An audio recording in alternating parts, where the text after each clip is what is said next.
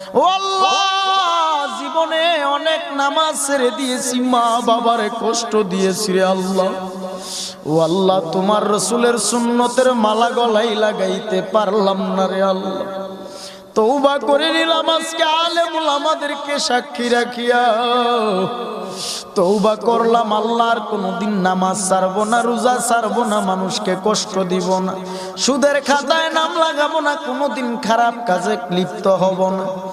আমার আল্লাহর কাছে যদি একটা বার চোখে পানি ছেড়ে তওবা করতে পারো, আমার আল্লাহ এই মাহফিলের প্যান্ডেলের থেকে বের হওয়া মাত্র জিন্দেগির আমল নামার গুনাহগুলো ক্ষমা করতে পারে কি পারে না?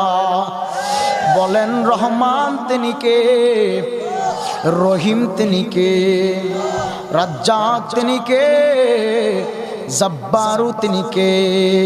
আমার আল্লাহ।